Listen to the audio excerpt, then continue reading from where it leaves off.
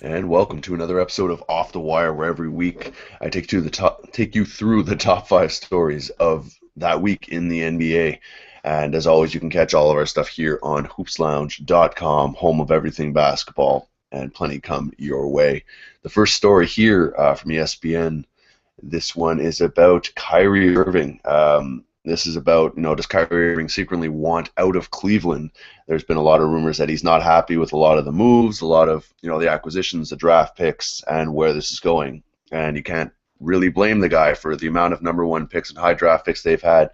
They should be a lot better than this, so give this one a read.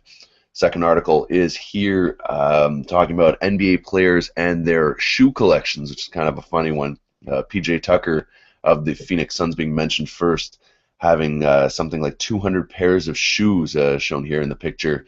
This is quite the fascination. I mean, these guys are young with a lot of money, and they obviously play basketball. So 2 and 2 often equals 4. So you get to hear a lot about lots of different players, their obsessions with those shoes, and what they do with them and such. So give this one a read. It's an interesting, outside of the game kind of read of the NBA. The third one here is interesting. This is one on RealGM.com.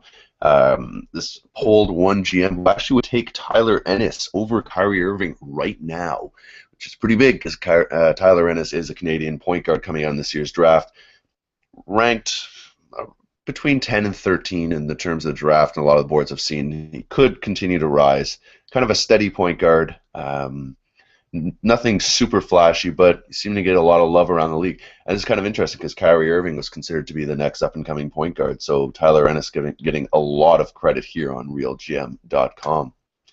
The fourth article here is, as soon as it loads here on NBA.com, it's Luol Deng basically talking about how he doesn't really like the culture there in Cleveland, how he says it's a mess. Now this comes off the heel of the other one we just talked about with Kyrie Irving, so not that much of a surprise. So there's something in terms of chemistry or leadership or something there in Cleveland that's really not working out.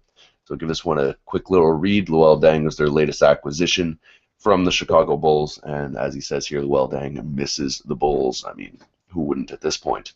And the fifth and final article, kind of a little bit of a promotional bit here. This is from Pure Hoop Design. This is a Canadian company who's making some great NBA and other T-shirts. As I'm scrolling down here, you can see, definitely check out their place. We'll be sporting a couple of these on future podcasts. We've been gracious enough to contact these guys, and they do awesome stuff. So if you've seen me scroll through, you've seen some of the cool designs. You can buy these online, so you can have any of these for your own, and they'd be happy to make them for you. So some really cool designs, cool Canadian stuff. So check these guys out. purehoopdesign.wordpress.com for now. And as you see here, they also sell their stuff on Etsy if you haven't heard of that. All right, so we've come to the end of another show, another Off the Wire. Hope you guys enjoyed those 5 articles. We'll have all the links listed there. And as always, if you guys find articles that you guys think would be worthy of next week's Off the Wire, feel free to send it to me, phil@hoopslounge.com for email, or Sporting Phil, either Facebook or Twitter. Send me a message there, and I'd be happy to throw into the pot. And if you make it, I'll give you a shout out on air. All right, so that's this week's Off the Wire, and we'll catch you next time.